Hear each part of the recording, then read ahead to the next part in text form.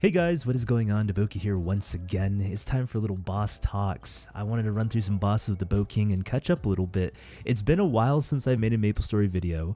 I've been out for a little while, so I thought we'd do a little catch up. I was like debating on a totem list talks because I'm about to level, but I did want to run through my bosses, so I thought I'd go ahead and try to do that, except bossing and talking, sometimes multitasking is a little rough, but we'll see how it goes. And then afterwards, if the bossing doesn't get me the percent, which I feel like it won't, I'll just go ahead and level up after this, after all the bosses, and we'll get to 259, which is going to be exciting. Stats, I'm sitting apparently exactly at 35k. That's so cool. Whoa.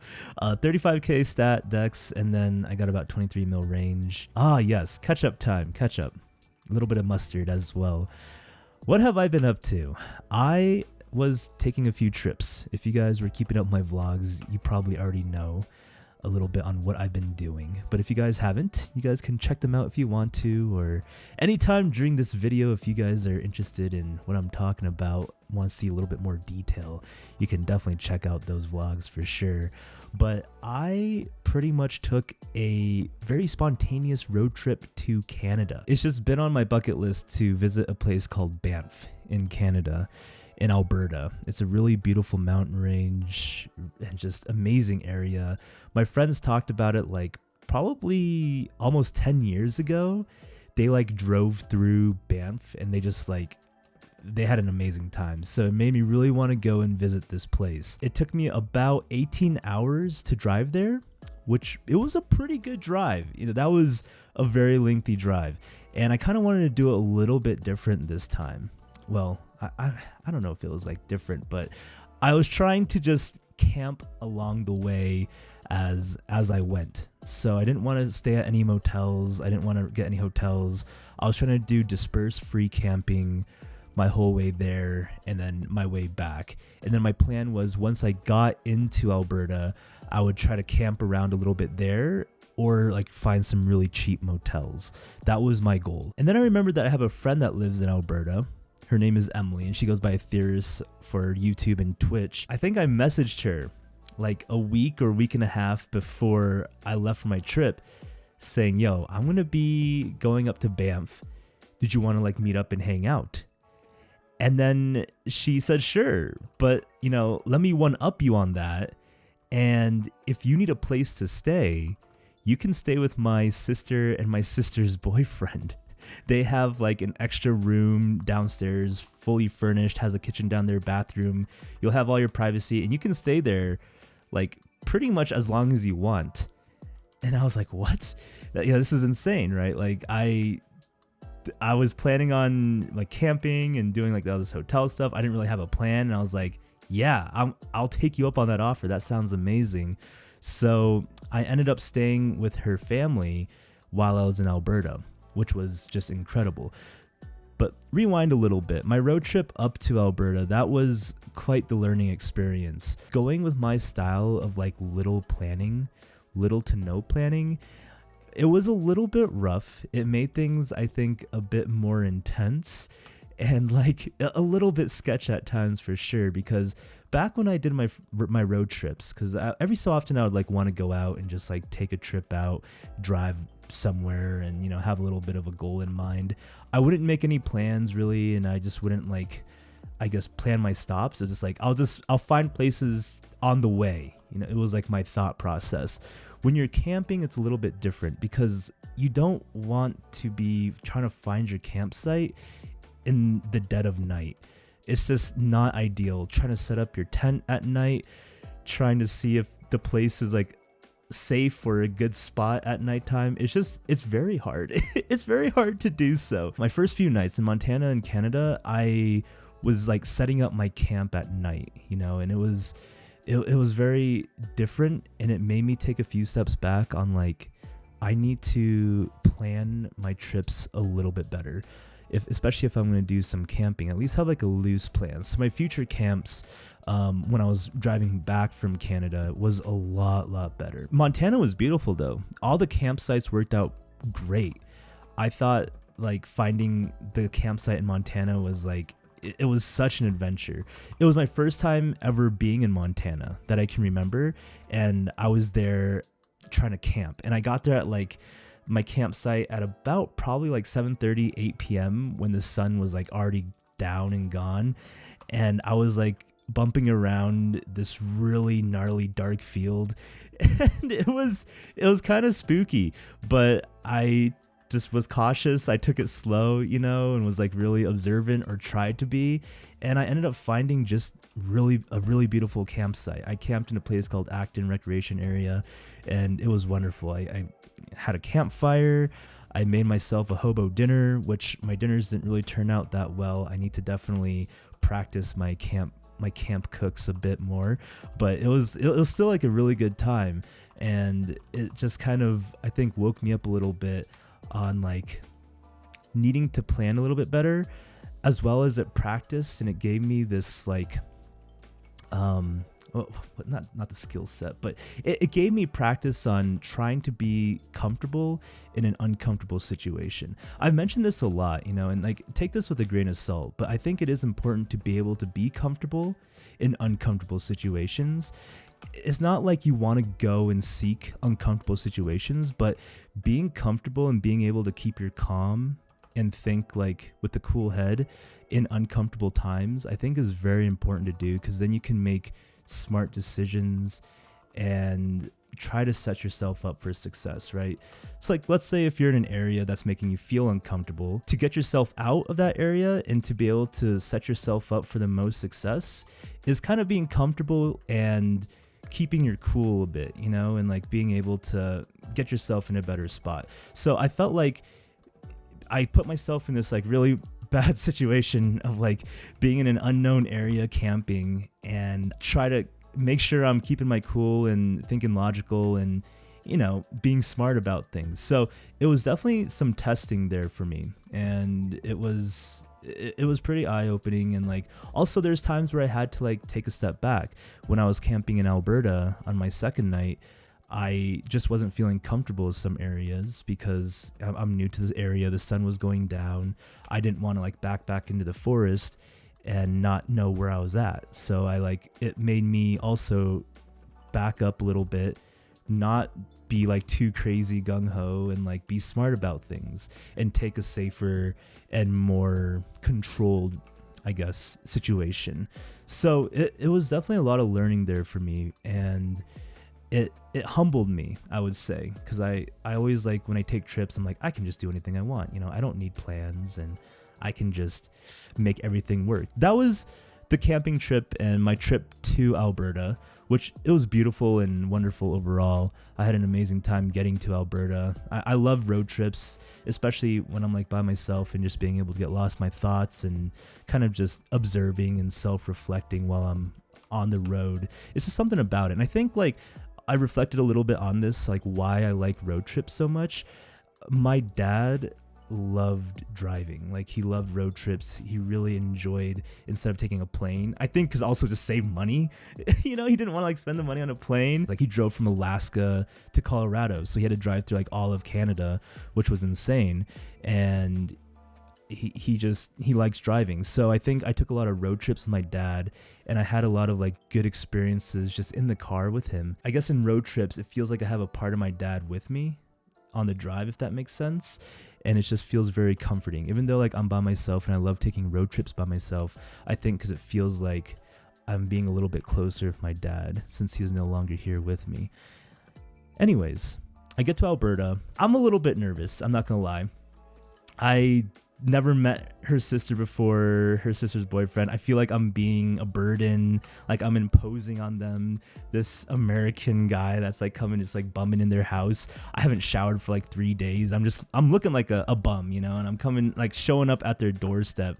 I'm pretty sure I was smelling all sorts of stank, and like I didn't think I was making a good first impression, like I was like crawling to their doorstep.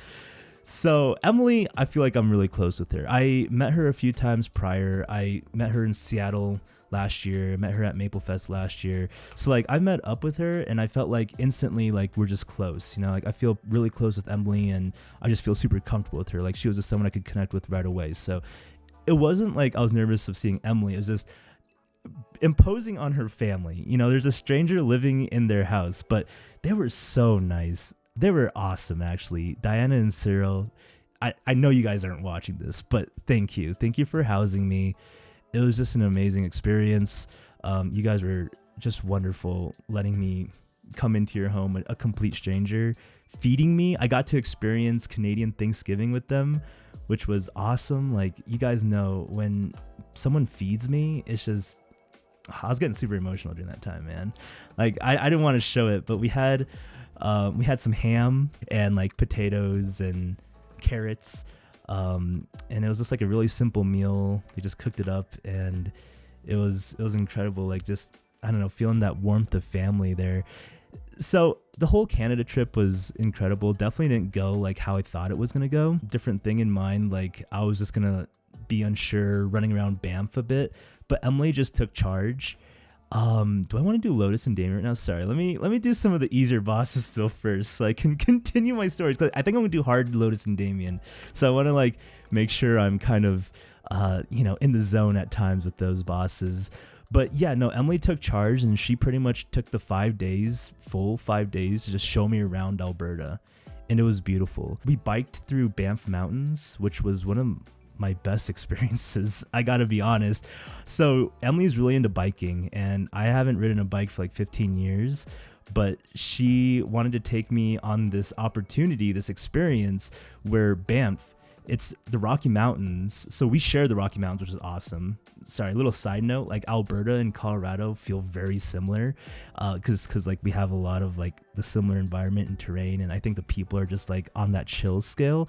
But anyways, Banff has this like thing where they close down a full highway of like, I don't know, 20 miles or something in the Rocky Mountains, right? So no cars are allowed on it, and then you're just able to bike it, and like, it's just amazing, right? Like, because there's no cars on a highway, which I could not imagine that happening here, but it was so cool. We biked through the mountains. I almost hit a deer, which was insane. Like, 2 deer jumped out in front of my bike, and that was crazy. We caught that on camera, and that was, I felt like a Disney princess, and almost like I murdered 2 deer. But that was like really, really cool. Got to see the beautiful lakes, got to do some hikes in Banff, and then Emily like really just showed me like the city of Calgary, which was amazing, and then the Badlands, which were like where a whole bunch of dinosaurs, I guess, were present. So they had like a whole bunch of like dinosaur themed things over there. I think traveling around with Emily made me really appreciate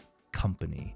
I think I do really like just good company when I'm traveling, you know, of course, especially when you can be on the same page and go with the flow of things. I think that's just really special. So finding a really good friend like that, it was cool, you know. So like my trip out, I think not only did I find like a beautiful area of Banff in Canada and my experiences of camping, I found a really beautiful friend. There's some things that I just realized I wouldn't have done if I wasn't with someone else. And I just mentioned that with my brother, because I just went camping with my brother. Actually, I just got back tonight, and that was my first time my brother and I went camping together. I really want to tell you guys about that in some other video, but I was just mentioning it with him, like on certain parts of our camping trip, is like, I would have never done this if I was by myself. Like, I just know for a fact, like, there would have been no desire for me to want to do these certain things if I was alone, right? But because you're here with me, bro, I feel like I can do these things. I can, like, I want to push myself and like maybe go a little bit further on this hike, or go explore down this road. But like, I know if you weren't here, I wouldn't have done that. And I'm so glad that you're here, because I got to experience that. And like, it's just really nice to see the good out of the situations, like what you have instead of what it could have been. You know, there's a lot of times that I used to like think like, oh man, if I was by myself, I could have just like done that. You know, I could have gone and done that by myself, or I don't have to wait for this person, or I can just feel like I'm more free and like not constrained or something like that. But I think these past trips, especially traveling and being with other people, it made me just appreciate what I did have and what I did get to experience rather than what I could have. Definitely need to get back to Alberta. Beautiful, beautiful province. Albertians out there, I hope you guys love your spot, because I surely do. It reminds me a lot of Colorado. But trip back was was pretty good. I think I took a lot of my learnings from my trip to Alberta. On my way back, I camped 2 more times, once in Montana again, in Great Falls, which was beautiful, camped on in this place called Skyland Road, which was like a road in the sky, it felt like, because I was driving on like this side of the mountain. And then I got to stop in Wyoming and camped in a really beautiful spot in like Bighorn National Forest, a little bit next to, I want to say Sheridan, Wyoming. Oh, did I just get a Connor ring? Sweet. Actually, I really needed that. Maybe if I want to push some more rings. I have a few stacked up here, so I can save that. Very cool. I've always like bagged on Wyoming because I always thought like Wyoming wasn't a cool spot. I just drove through it a lot, and I'm sorry guys if you're in Wyoming, but it's just like one of the most boring drives for me. I think I found like one of my favorite spots in Wyoming, like Sheridan City and that Bighorn National Forest. I don't know if I'm calling it right, but like that whole area is super beautiful. I want to go back and like definitely bump around and find some more camp spots over there. It was really wonderful there. So yeah, I camped in this spot called Crazy Woman Canyon, and it was spooky, but it was so beautiful, like driving through the canyons with mountain and river on the side of you, like a really narrow road, and then finding this campsite. And when I set up camp there, I was kind of wondering like, why is this called Crazy Woman Canyon? You know, like what makes it, what gave it this name? And I found out very quick. At nighttime nighttime, when the wind blows, it sounds like a crazy woman is like going, "Ooh," you know, through the canyons, and it's spooky, yo. It's spooky. So I had to deal with that at night, but it was still a great camp. Really beautiful area, minus the spooky sounds of that. It was still a good sleep though. You know, even though like I have these kind of spookier nights or like uncomfortable nights, it would seem like, I tend to get like really good sleep during those nights. And I didn't really mention it in this video, but when I was camping in Alberta and like I had to back up a little bit because it was just like a little bit unsafe, I felt like, and I had to kind of do some things. That whole night, oh man. Okay, let me tell the story. I'm sorry, I think I've told this a few times, and if you guys watch the vlogs, I'm just repeating myself, but I was trying not to pay for camping in Canada. Okay, so I was really trying to look for some dispersed camping spots in Canada. Apparently didn't do enough research. This was one of the nights that I was like not planning a lot, right? And I was like, oh, I'll just find a camp spot on the way. So I get to Canada, was not able to find a spot.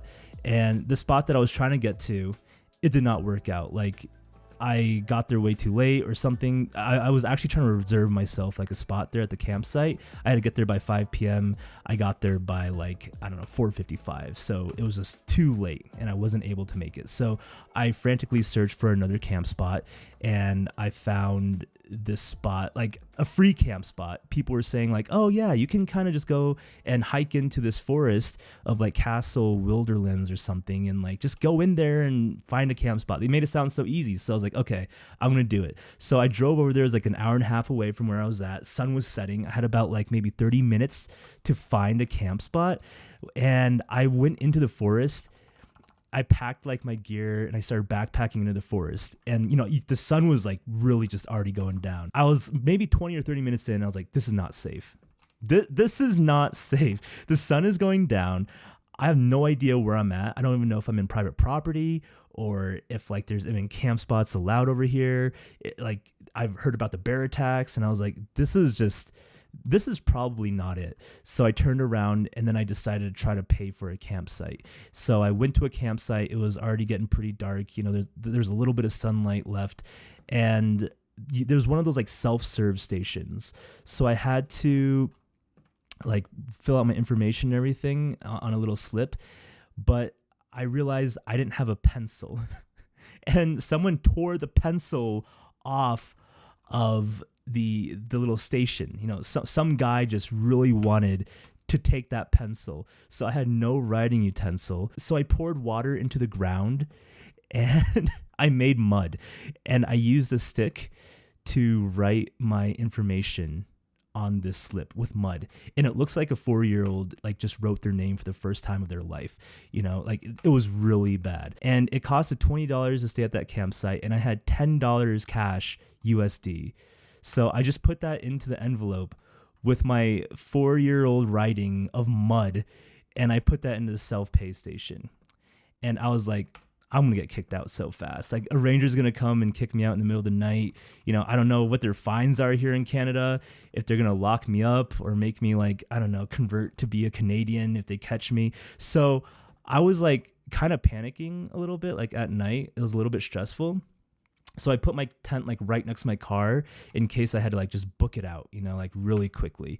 And then on top of that, it was raining and snowing. But that night though, I mentioned in my video, I had the best night's sleep of all my camp trips ever. Like, even in Colorado, everywhere I've been camping, I've never slept that well before camping. And that night, I think it was a combination of me maybe just being overly exhausted and like, I don't know, the ground was really comfortable. The rain sounds on the tent, it just made me pass out, and I don't think I woke up once, you know, and it was just so beautiful. Oh, he's already up. Oh God. Okay, I messed up. We're gonna burst here. Oh man, boss talks is rough, guys. I get too lost in the sauce with my talks, and then I can't even focus on the boss. I just really wanted a boss instead of doing a total miss talks right now for my catch-up time. So yeah, apologize about the scuffed bossing. Anyways, that was my trip to Canada. Great time. Had a really good time driving there, driving back. I was out for probably 10 days on that. And then when I came back, I went to MapleFest in LA. And that was a whole experience too. I feel like MapleFest was its own just beast of an entity there. You guys can check out the vlog highlights. Again, I hung out with Emily for like one full day there, just biking around the beach side, which, oh my God, that was just an insane experience. We were out for like 8 hours trying to make our way to the beach. I think we were like 30 minutes away from the beach, but somehow it took us like 4 hours to get there. And was definitely about the journey. We had some insane experiences. Sorry, this video is actually a little bit long, guys. I will try to cut a lot of this fight out. I think I'll try to cut like Hard Damien and Hard Lotus fight like up a little bit. Like, you guys can just see like how much time I've taken to kill the boss. I was definitely talking a lot and also doing the bosses pretty slowly. I just have a lot that I wanted to catch up with. And I hope you guys didn't mind. We still getting some gains. All right, I'm going to go ahead and bind Lotus right away here. I just don't want to deal you. So we're going to get the bind on Lotus. MapleFest is really fun, okay? But definitely my favorite part about MapleFest is meeting all the Maplers there. Like the Bean Brigade, all like the Maple content creators, seeing my friends, and just like, I guess the Maplestory players at the venue. That's my favorite part. You know, the festival is okay, but I just think it's just hype to see everybody. And that definitely is just, I don't know. I just feel really close with them all. It's like we don't see each other, really talk with each other for a whole year. But then when we meet up once a year, it feels so comfortable. Some crazy experiences, I think, or some fun experiences, not super crazy. Definitely biking with Emily on the first day. So when we got there, like, we had a full day to just like kick it before MapleFest and our duties that we were going to be doing, like the plans. So Emily and I just biked to Santa Monica Pier, and that was the adventure. Insane, like driving on the highway with busy cars. My goodness, that was crazy. Definitely got lost, but it was an amazing adventure. Somehow we ended up at Costco. We like puppy dogged eyes this one guy that was there to like let us use his Costco card so that we could get food from the Costco mart or the Costco restaurant, because yeah, you need the Costco membership to get food. So we got like some food there. We packed that up and then we brought that to the beach and had a picnic on the beach with Costco food. Saying that out loud sounds so weird. We found a speakeasy, which was awesome. Really, really cool. It was like in a hotel's parking lot, but then the parking lot like opened up into someone's house, and the house was like a full Halloween themed party, and each room was like a different thing. There was like pool tables in rooms. There's like trivia happening. It's just like, it was somebody's like house that was turned into a bar, and it was really dope. So that was awesome. And then we had Korean barbecue, which was great. Like, that was paid by Nexon. Oh, I don't know if I was allowed to say that, but thank you, Nexon. It was awesome that you guys sponsored a Korean barbecue for us. But I won't talk too much on it because I think what happens at the barbecue should stay at the barbecue. But it was one of my best times having Korean barbecue out. All right. Mention out because I still really love having Korean barbecue like at home, at the comfort of my house. I just think my mom does it the best, but having it at a restaurant, LA Korean barbecue, that was one of my best experiences. Also because we didn't have to pay, you know, we just had drinks and meat flowing and it was incredible. When I have unlimited drinks and meat, DaBoki goes a little crazy. It gets a little crazy. So that was really cool. Found a really bomb taco spot also, man. Well, actually, I didn't find it. Mimi found it, or May, who is the guild leader of Drowsy. So I got to meet the guild leader of Drowsy, which, don't tell her this, but I was kind of like, I was kind of fanboying a little bit, you know? Because I don't really know my guilds in MapleStory, but I do know Drowsy. Like, I've seen Drowsy around so much, and like meeting the guild leader and getting to hang out with the guild leader of Drowsy, it was cool. I was like, man, she did some good work, you know? Some really good work. 1% left. Let's go. Woo! I think that was like 11 minutes or 12 minutes left. Was it clear? Okay, not bad. Anything, everything. Oh. I still don't like Hard Damien or Damien Boss, but I think Hard Damien is a lot better than Hard Lotus. Please just die. Oh my gosh, are you seriously going up in the sky? Okay, it's all right. We'll have time. We'll have time. Nice. Oh, that fight is still a little too much for me. I think that's a long one. Oh my goodness. All right, let's go and put on the drop rate. Let's go. Something juicy. Oh, well, we got a box. The boxes are fun to get, but I don't need the boxes, of course, right now. They're nice. They're nice to see that drops. And let's see how much I make. Sell all. 1.9 bill. Almost 2 bill. That is juicy, though. How much mesos do we have saved right now? Let me see. Oh, 23 bill. Nice. Very nice. Let me level really quick. Just turn in this daily, and it should be good. There we go. 259. Let's go. 259. Guys, thank you so much for watching this Boss Talks video. I appreciate all of you. I hope you all are doing well, and you guys are enjoying your time. Much love, one love. This has been DaBoki, and I'll be seeing you guys later. Goodbye.